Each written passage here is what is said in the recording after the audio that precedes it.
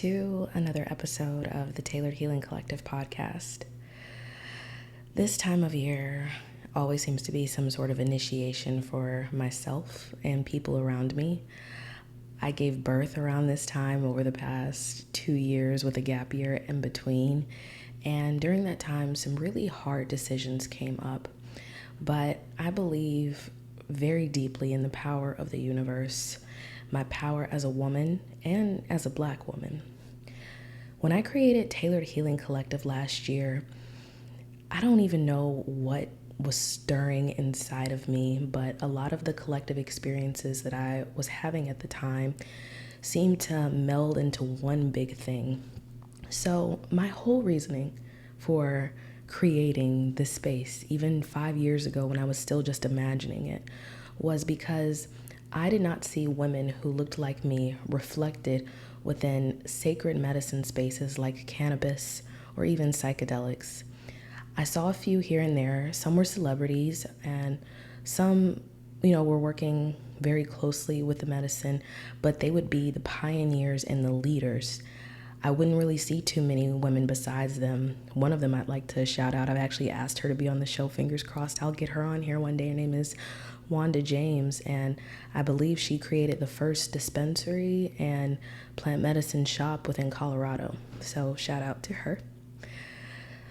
This episode comes at a time that is extremely challenging for me, but my challenges are initiations into the next part of my journey. And the more that I resist them and fight them, the more it becomes apparent within my mind that it's time to step up. Even my throat has gotten a little scratchy right now overnight because things kind of transpired yesterday that were agitating me, and my voice is my superpower. It is something that I hid away for a very long time, that I used for the wrong reasons when I was younger, because I didn't feel comfortable speaking my truth or sharing my voice. And when I created this space, I wanted to do it for Black women, because we have this uncanny but really intense power about us that can be very intimidating to other people. And when we speak out, it scares people. We're looked at as aggressive or angry or just violent in some way. And that's absolutely not the truth. I grew up in my household with my stepfather showing me trailblazers of Black women who changed the face of media, television, politics, science, math, so many different things. And I look at myself this morning and I think, why not me? Now, there are a lot of women who are working on this psychedelic front space right now, but one thing that I've noticed is that most of us tend to stay in our own communities because that is where we feel safe and protected. We have had so much stolen from us since the beginning of time that we can be very weary to give out our energy in places where we know it won't be received well. And discernment is another superpower that I believe that I have, because it allows me to see situations for what they are and not what I wish they would be. But in order to create change, in order to dismantle walls, you cannot step in spaces quietly. You have to take them by storm.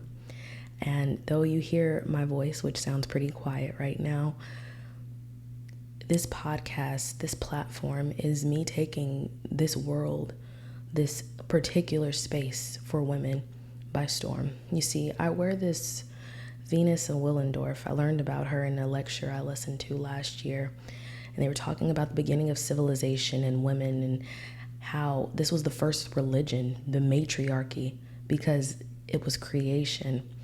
And I look at her body, I look at her figure, I look at who she is, and I look at my own and realize it's the same thing. The thing that I've been trying to hide for years, to meld and shape into somebody else's version of what beauty is, was the mother of civilization. And so, because we know melanated women were the first ones here in the earth on this planet, debate it with your mom. I'm not going to debate it with you here. I already know the truth. It is not only my duty, but my responsibility to love everyone as they are, but to also inform people of the truth. I'm also a manifester, which is very rare in human design. And there's only about 8% of the world that does this. And the way that we live our truth is not only to not conform, but to inform. So this episode today is going to be me informing of the truth. I'm going to be speaking about some things that, if people do listen, it may make them uncomfortable. But I'm not here to make people comfortable. I've lived my entire life, and generations of women before me have been people pleasers. We have tried to conform and make ourselves more palatable for other people out of fear of what they'll think of us. Because history and time has shown that when we do speak out, we suffer the consequences. Well, this episode is for me to say no more. I'm not afraid of consequence, not anymore. I'm not afraid to speak my truth or share my voice, because that is how I get my power back. The power that was stripped from my bloodline for centuries and decades and all of time. This is how I step back into that. So when I created this space, again, it was because I realized that there were not many women who looked like me speaking out about this medicine and this special relationship. I know that within our own communities, we probably discuss it, but outside of it, it's looked at as taboo. Luckily, when I started recording, I just started researching heavily different women who were doing work within this space. And if you look at my first season of the show, a lot of the women that I interviewed were Black women or women of color who were speaking about their experiences. I will say most of them were in California, which is, as we know, like historically a Black woman's state. So that was really great. But my mission is to get more women everywhere speaking out about this. As I started to build up the platform, I was always looking around to see, like, I'm an observer, so I look around to see, where is this being talked about? And very often, even on like social media platforms, I see Black women complaining. And when I say complaining, they have every right to do that. Don't get me wrong. But they're not receiving the same visibility as white women and their white counterparts as males when it comes to any industry at all. But one thing that I wanted to tell them, an observation, without seeming like I was just trying to put my 2 cents in, was that we're asking for people to see us that will not see us, even if we want them to. It is genetically imprinted within their own DNA to not see our experiences the same way. And so we could keep chasing and wanting what they have, or we can create our own. And this is what this space is. Now, I am open to criticism and know that there have been some guests on the show who do not look like us. But the special thing about Black women is that because we are the mother of creation, we love everyone. We love everyone, even the people who don't deserve our love, even the people who would just as quickly sell us down the river. We still have love for them. So it feels weird standing alone in certain things. It feels weird speaking out about things that people will most likely remain silent about out of fear. And if you listen to my first episode of the podcast, just to recall, one of the reasons I put out that episode was because I had an encounter with my midwife at the time, who was a Black woman, and I decided to utilize psilocybin at the time during my pregnancy. I felt a spiritual call to use it, and so I did. Nothing bad happened at all, as I knew it wouldn't, but there was no way to explain that to her because she was in a fear state, which many of us are in, and that wasn't her fault. So I do hope that even a year later, she still does not see that as the blame game, because that's not how I feel.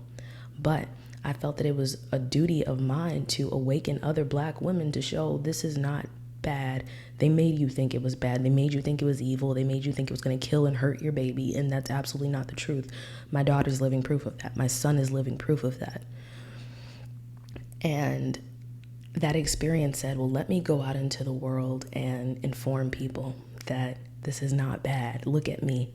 I am a poised, intelligent, and educated Black woman who can tell you that from experience, this medicine that comes from the earth does not harm. Now, you need to be careful how you're using it. You need to be intentional about why you're using it, but it's not here to harm you. And anything that they told you about that is most likely a lie. So moving forward, a year later, my message kind of tends to get wonky sometimes, and I think that's because I'm human and I still crave someone to see me. That's my honesty. I crave someone to give me the validation that I didn't receive as a child, and that's something I'm still working through even to this day. And because of that, I was kind of using my platform as a way to be seen.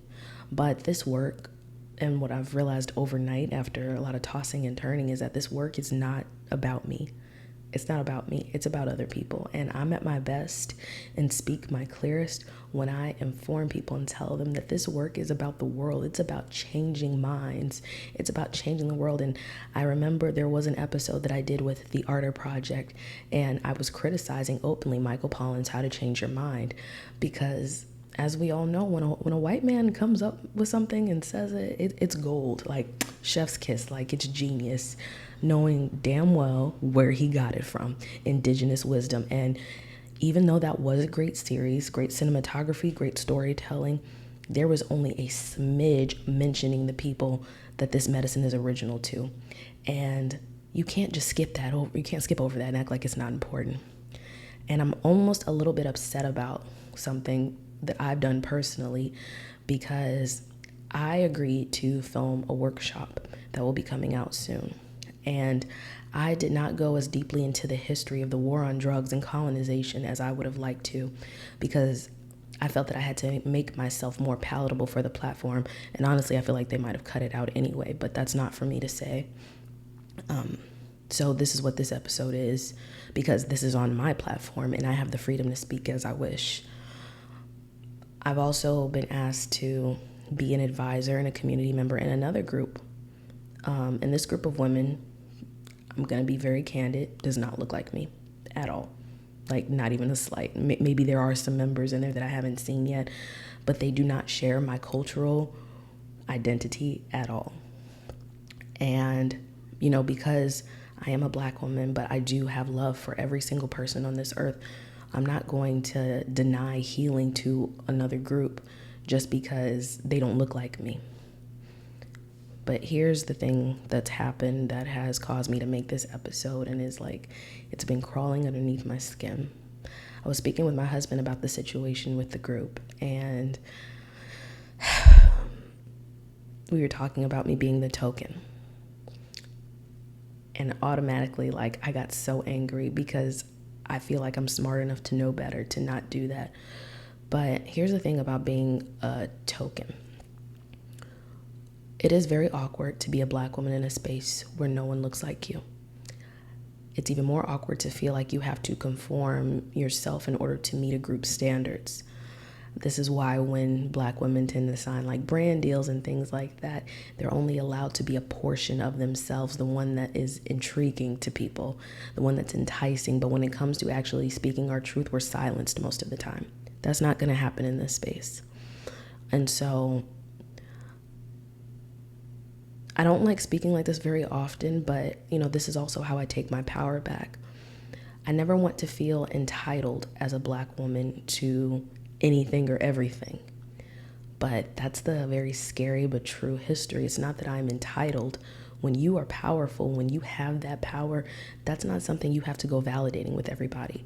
That's not something you have to get an award in order to prove who you are. And so I'm not going to say the entire situation, because some of this is very private. But what I will say is I've actually been more or less asked to conform or discuss what I can and cannot speak about. And that's completely fair. When we enter any deal with someone else, since the beginning of time, we are agreeing to conform to their version of the truth. And I just cannot do that. I can't. I'm doing an injustice to myself and Black women, melanated women everywhere, if I say I'm going to make myself small for someone else. And it's hard for me to say this because I'm always afraid of being perceived as arrogant. But, there have been times where even my husband has called me arrogant, and I speak the truth and I say, you know what? It's not that I'm arrogant. I'm sure. And when you're sure, you don't flinch, you don't stutter, you don't hesitate, you just know. And as I speak with someone about conforming or what we need to discuss about my presence in this group that I've been asked to be a part of, it starts to feel a little bit conforming, and I feel myself slowly turning and shaping myself to fit some mold, to be regular, to be palatable.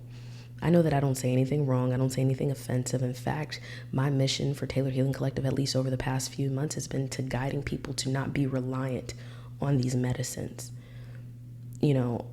Learning balance through this. I know there's never been anything that I say that it, to me anyway, is offensive or misguided. And the crazy part about it is this has happened to me before. It's always about a contract.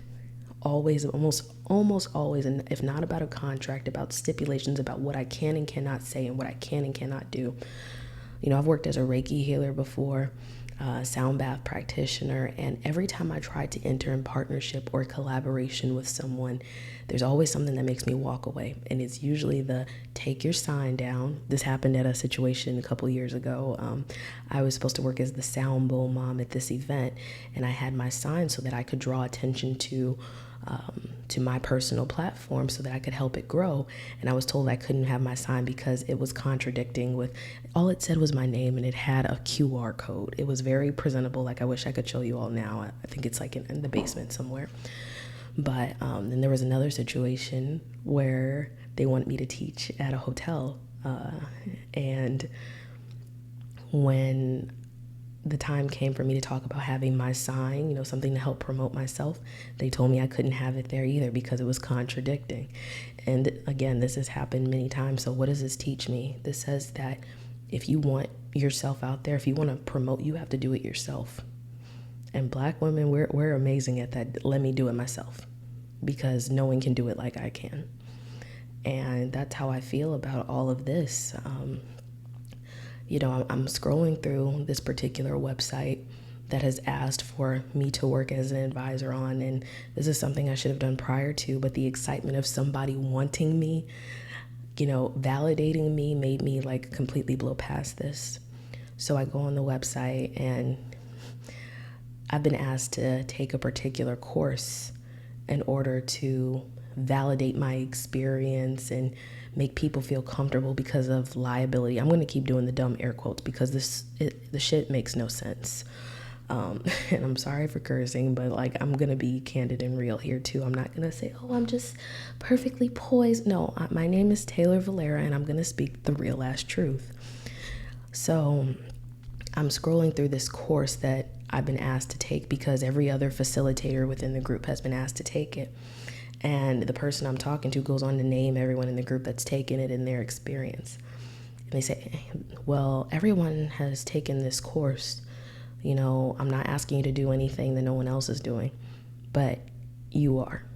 And what I mean by this, let me elaborate, is that I've been asked, in order to continue to facilitate in this group and offer my services inside of said group, I'm asked to take a course that teaches me. Let's look at my skin. You see that? I come from indigenous bloodline. I come from Black bloodline, and I've been asked to take a course to validate myself as an instructor that's going to teach me. This course is also going to teach me about colonization and from elders. And I'm just I'm reading this, and I'm like, okay. And don't get me wrong, I am big on education. I'm very big, and my whole tagline is education to liberation. But we know the whitewashing and colonization that has happened in the West since the beginning of time, especially when it comes to education. And if I'm using my common sense and logic, there is nothing that I will be able to learn in that course that does not already run within my blood and my intuition. And that's the most powerful thing that you have. And as I continue to scroll through this site, I see the diversity picture. The coveted diversity picture, the one where they include one black hand or, one brown lady in the back to make it look like we are the world. No. And when my husband said, you're the token, that was my aha moment. Come on, girl, wake up, wake up. Now, I want to continue to help. Now, also, when I tend to use my voice, it shakes rooms. It scares people. it offends people at times because they don't know how to receive this information. They don't know how to say, it's not that she's offended. Yes, we could have had a private conversation about this, but this is the whole point of my show. So if I don't speak publicly about this, if I wait for somebody else to give their approval on what I have to say, I'm not living my truth. And living my truth is a part of my karma and my mission. So, if this does somehow trickle down the line and somebody gets offended, which they usually do by what I say, and it's not an easy path. I walk alone most of the time, but not because I want to. It's because being a leader, being someone who is strong in how they feel and what their truth, it requires you to not give a fuck. That's as simple as I can put it. It requires you to not think hard about what everybody else thinks about you, how you feel, who you should be. And I am never going to hide. I love everything. I'm a Black woman wearing a Sublime shirt. Clearly you see that my interests are not limited because everything originated with me and with my bloodline. So I don't have to fake the funk. So, in seeing that picture, the diversity picture, it became clear to me what was going on. And I'm going to obviously have to have a conversation about this, and it may not work out moving forward. But one thing that I've always admired about Black women is that we know how to get shit done, even when nobody's helping, even when no one's around. I've experienced this as a mother. I've experienced this as a worker, as a consumer.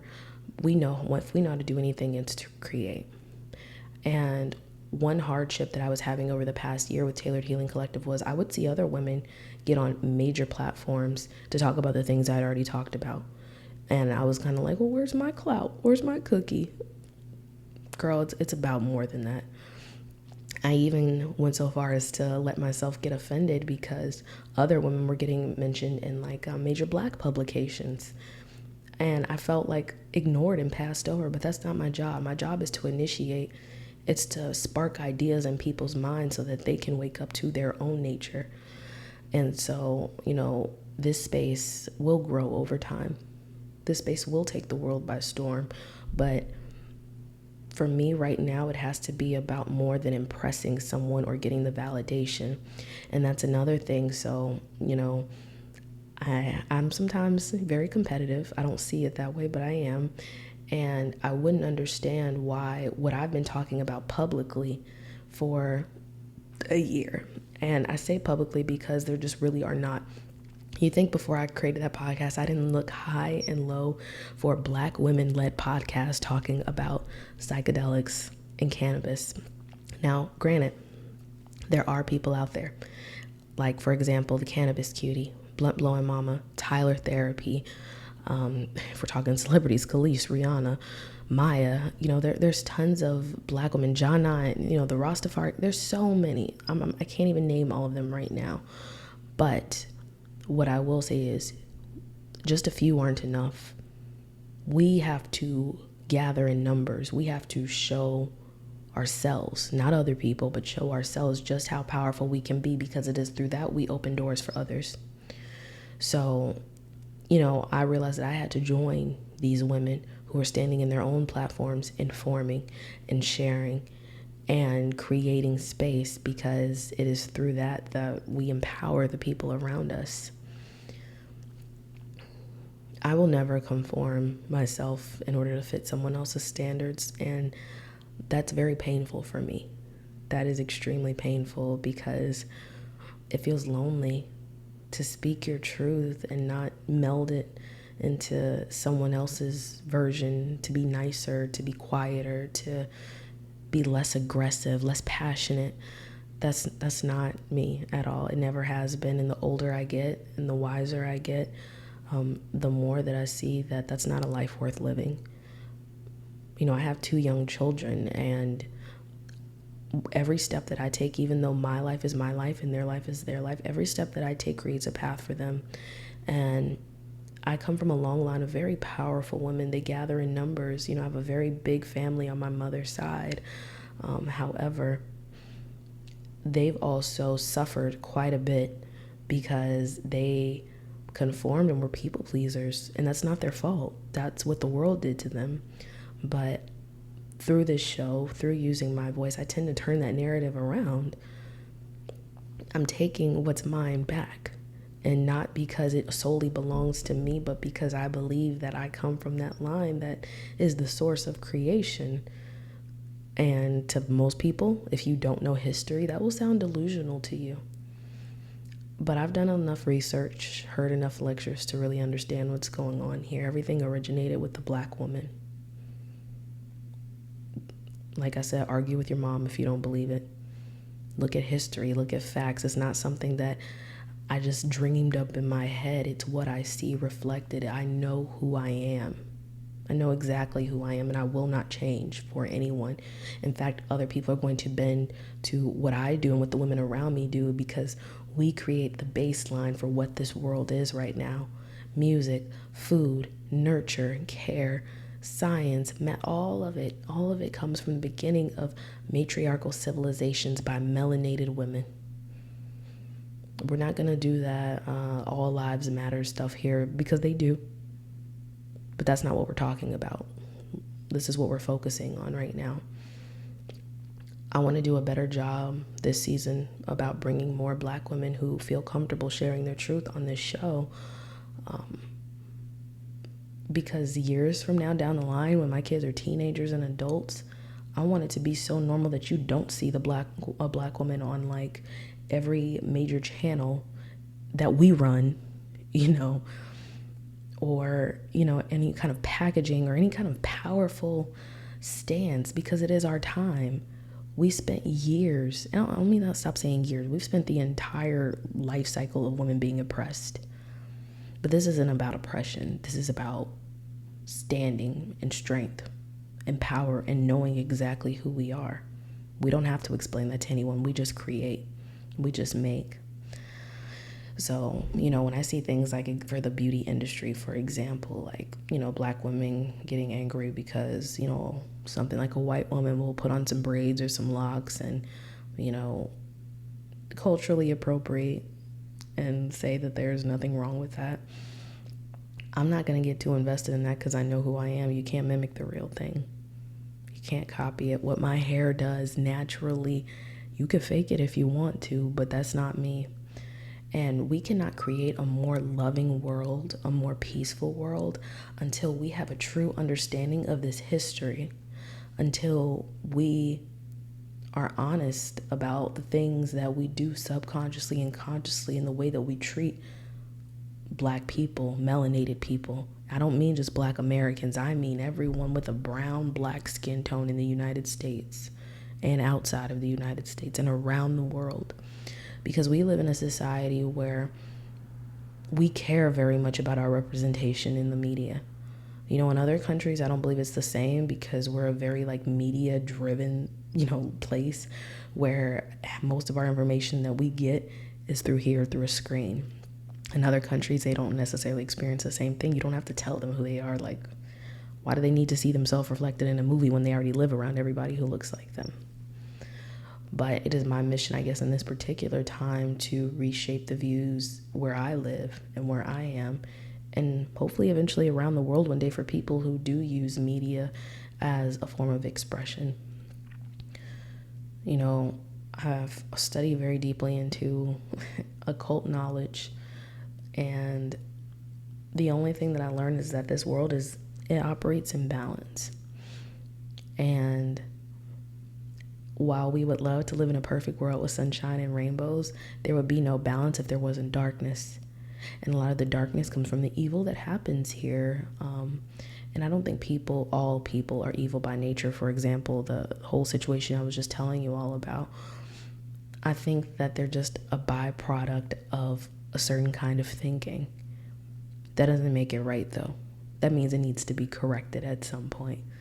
But there will still always be people who think like that out there, and I'm not here to change them. I'm just here to change the world.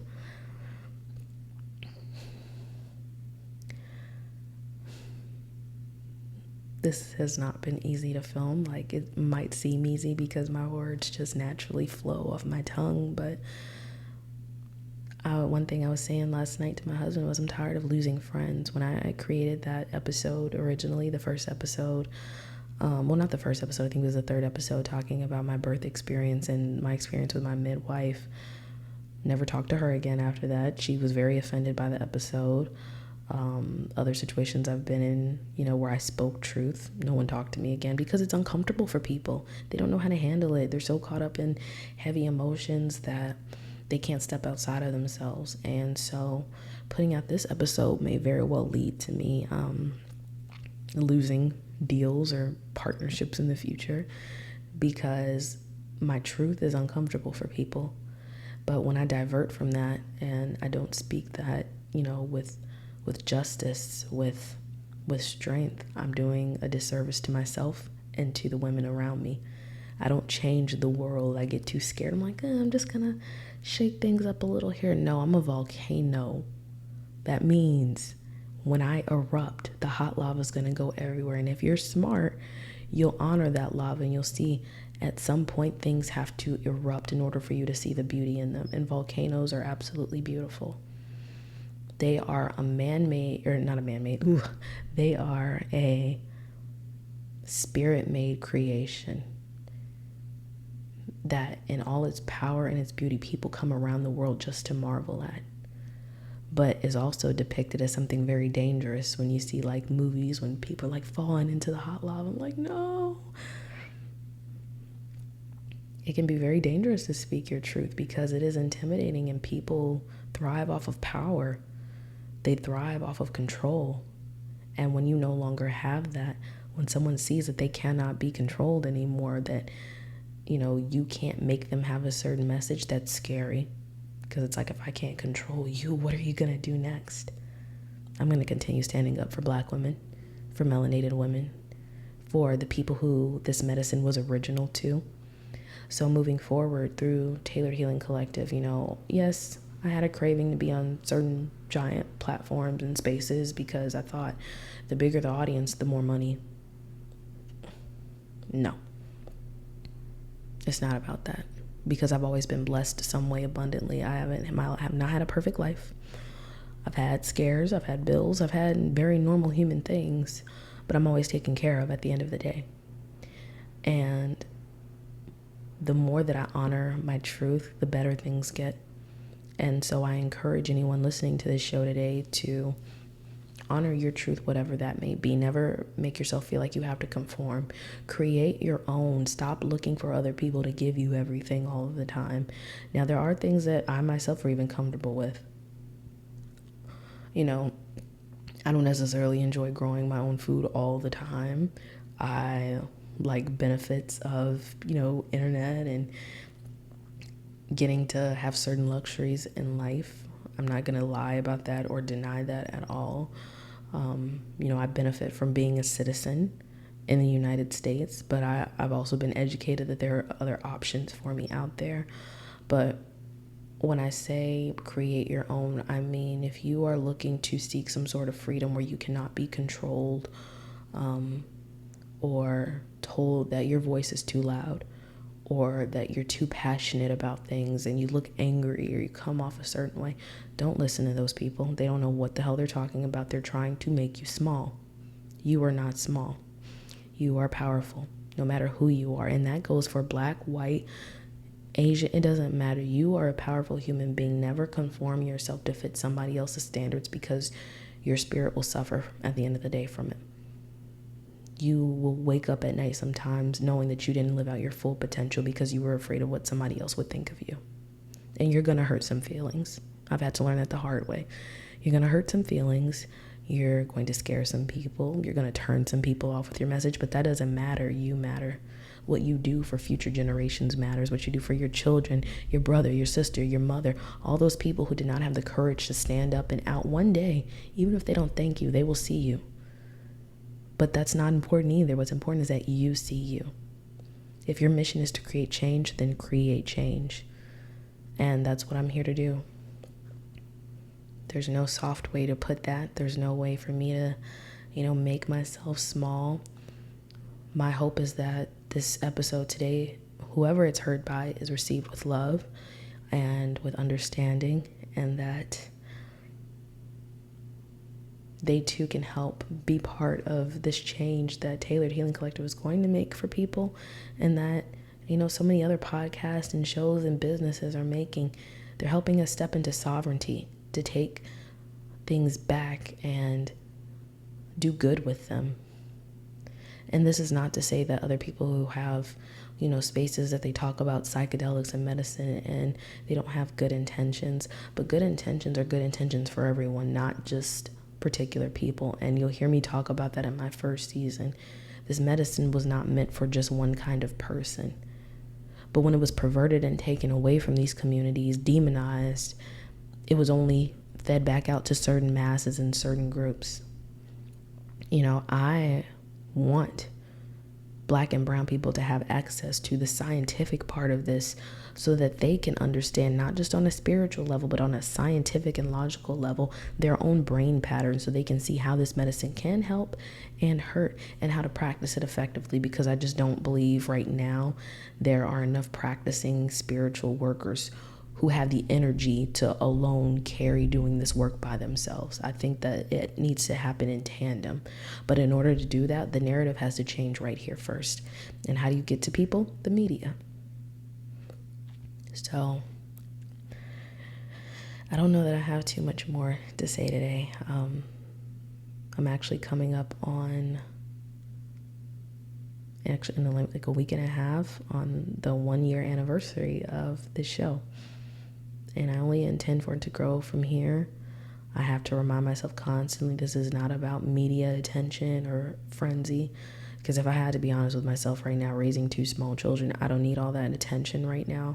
What I do need to do is still continue this movement, and wherever it grows, that's where it grows. But yeah, this is truth. This is me. This is us. We're going to change the way the world looks years from now, decades from now, just by the power of using our voices now. So I hope that, again, this is received with love. This is not an angry woman podcast. This is a real truth, spit it out, honesty show. And if it's for you, it's for you. If it's not, it's not. But I will not hide myself for anyone. I will not hide the history of my people. I will not hide that I am a Black woman and change my message to fit someone else's bill. I will be me. So this has been the Tailored Healing Collective podcast. And until next time, let love lead the way. Peace.